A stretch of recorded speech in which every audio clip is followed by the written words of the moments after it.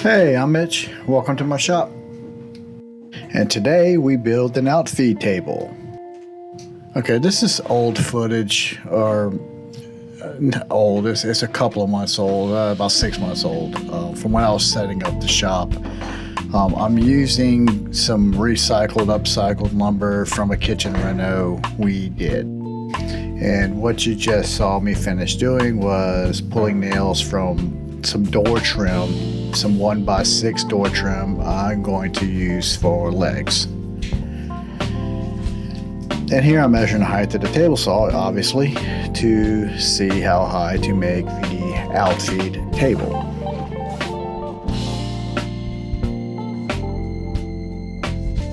If you have watched any of my previous videos, you'll know I do not throw any lumber away.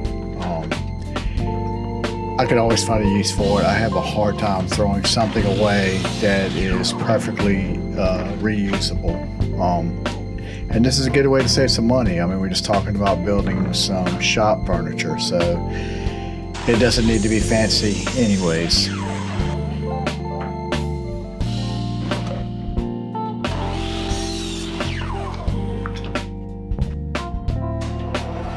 Let's talk leg construction. So I am using this 1x6 trim boards to make the legs from. Here I'm just trimming the sides off so I can have a nice clean edge. Getting rid of all the layers of latex and oil-based paint. So each leg will be constructed from 2 pieces that I'll have perpendicular to each other, attaching them with glue, screws, and biscuits. And then the rest of the frame is going to be put together with simple lap joint construction. So break out the marking gauge and scribe the width of the 1x6 into a 2x4 stud. So if you're new like me, I would recommend getting a marking gauge and a knife. They're cheap. They're not expensive. I think I got the pair from Grizzly for under $20. I promise you, you will improve joinery just in that purchase alone. Now, if you have the money, I would get a Veritas or something of higher quality, but you can get a gauge and a knife for cheap, on the cheap at Grizzly for sure.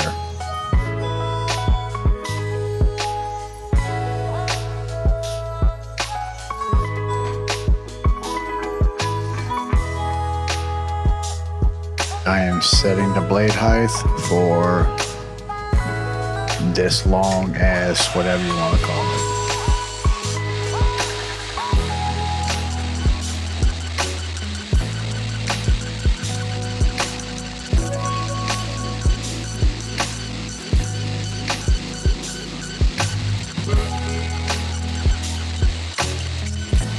And if you guessed my next purchase was a data stack, you would be correct. I mean, that was tedious work, but it was still kind of fun at the same time. I don't know. Is that crazy?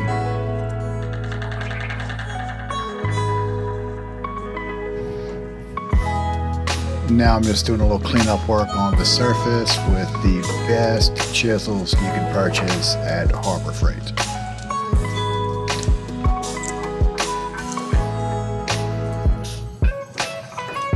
A good set of chisels or quality chisels is definitely high on my priority list. So if anybody has suggestions on something that would be decently priced, nothing outrageous, please leave it in the comments below.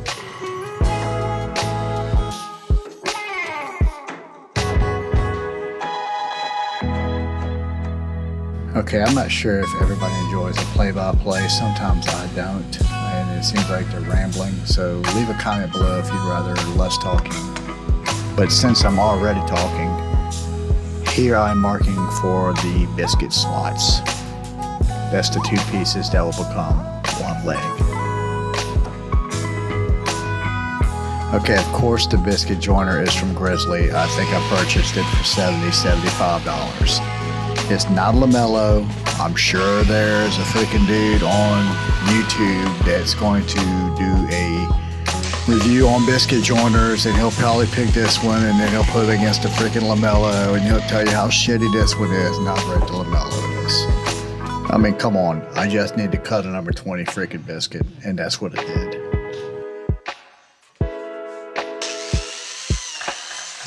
And it also just gave me a facial. So, amateur tip. Pay attention where the dust port is on your biscuit joiner. Or just have it hooked up to some dust collection.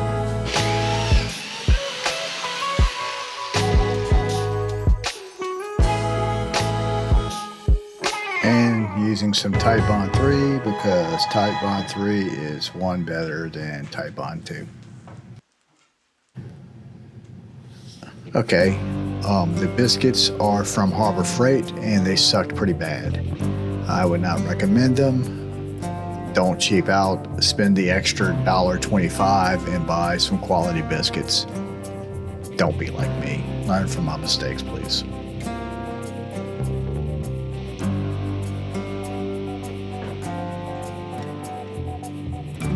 So this will be one of the completed legs for the outfeed table. I will repeat this process 3 more painful times.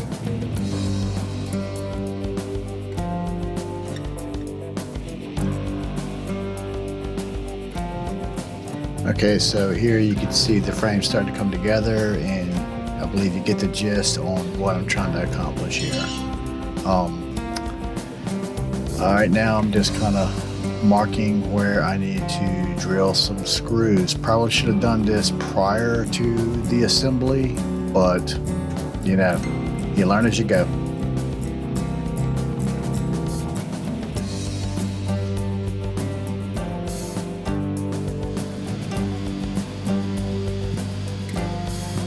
And you guessed it, this process will be repeated 3 more times.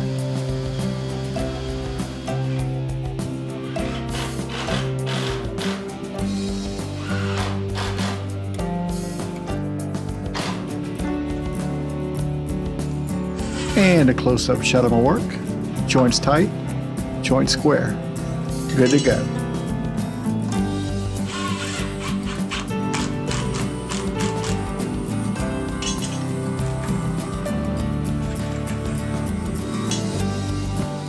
I think the thing I like most about doing shop projects is there's really no pressure. You're not building it for anybody but yourself, and it's a utilitarian build. It's a good place to practice techniques in joinery and not worry about screwing something up. And if you do screw something up, you don't care. You're learning from it. Take in case, go back and watch my miter saw station video. I made a lot of mistakes in that video, but I wouldn't change the build. I like the way it turned out, and I did learn from my mistakes. I now calculate the thickness of the wood versus the nail that's in my gun, so I don't shoot myself in the finger again. And I also keep my left hand away from the nail gun at all times.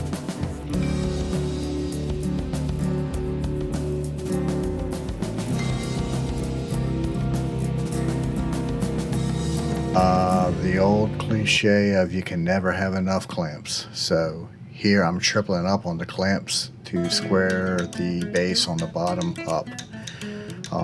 The one thing I do like about Harbor Freight is how cheap their clamps are, and in this situation I bought a metric shit ton of clamps from Harbor Freight.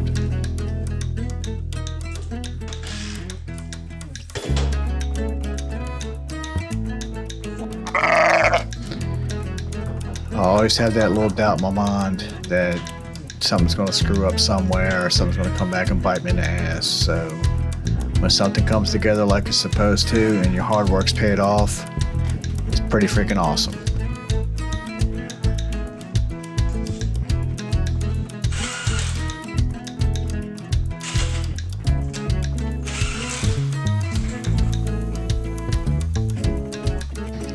And I will repeat this process 3 more times.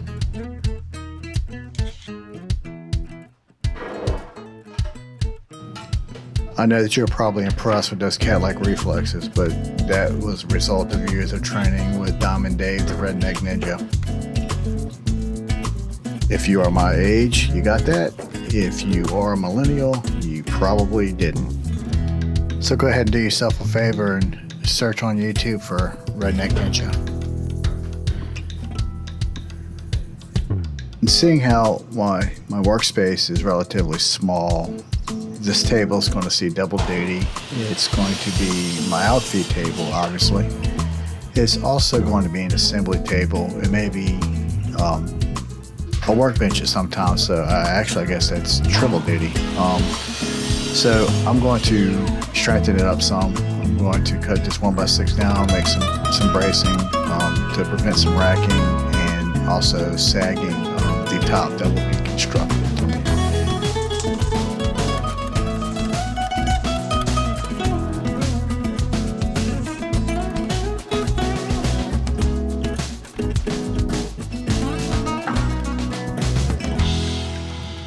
I know we're not building a fine piece of furniture here, but it's always good to make sure that your work is square in this level, especially in this case where I'll be using this table for an assembly table, so the reference needs to be flat and it needs to be true.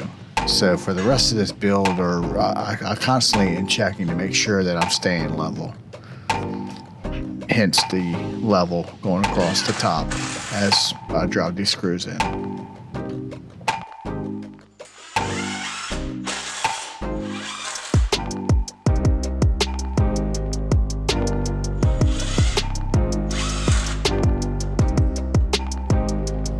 Okay, this is the Grizzly Pro track saw. Y'all know how I feel about this saw if you've seen my videos.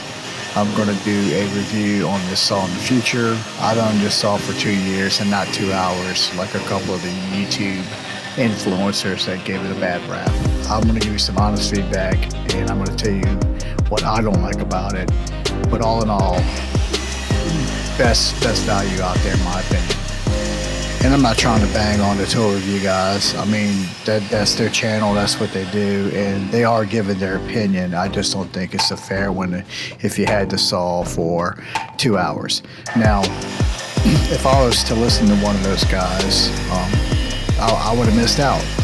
Because right now you can buy this saw shipped to your door with 9-foot attract tube clamps for $206. And I have no affiliation with Grizzly whatsoever. I just purchased the saw. I believe it's a good product. Okay, so we're going with the Mike Farrington protection plan. Half poly, half paint thinner. Going to do about 4 or 5 coats on the 3/4 inch MDF top. Works pretty good, gives pretty good protection. I have no complaints. I've coated the miter saw station with the exact same concoction.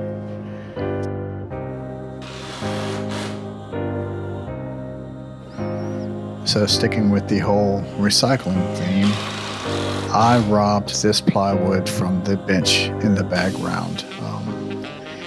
1/2 inch thick, that's going to be the sub base, and then I will screw the 3/4 MDF on top of this.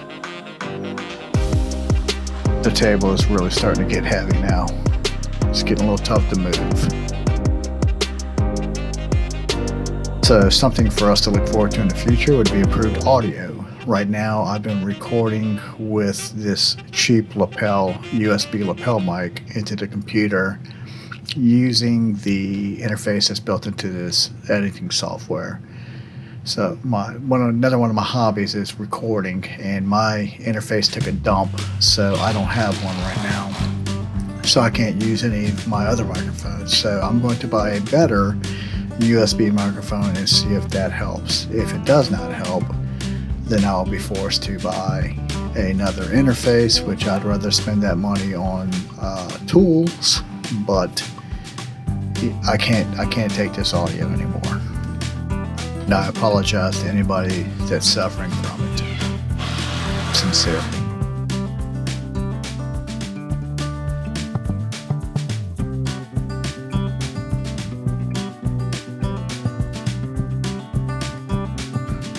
All right, laying out some reference lines for driving some screws. And in true YouTube fashion, stand by for the screw montage now.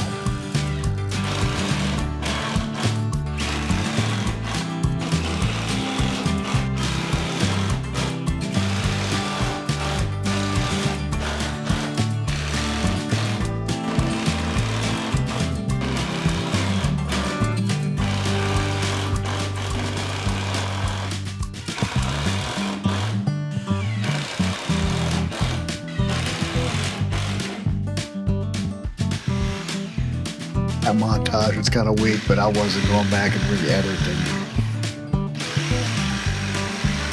Robbed some more plywood from the bench behind to make a shelf below the table.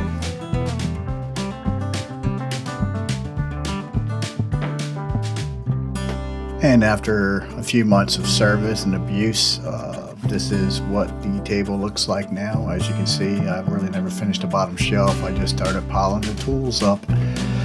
And it's also a catch for scrap lumber. And you can see on top is a couple of projects that have yet to be started or completed. So anyways, I hope you enjoyed the video and it brought you something. If it did, please like and subscribe. If not, I appreciate you tuning in. Until the next one, see you later.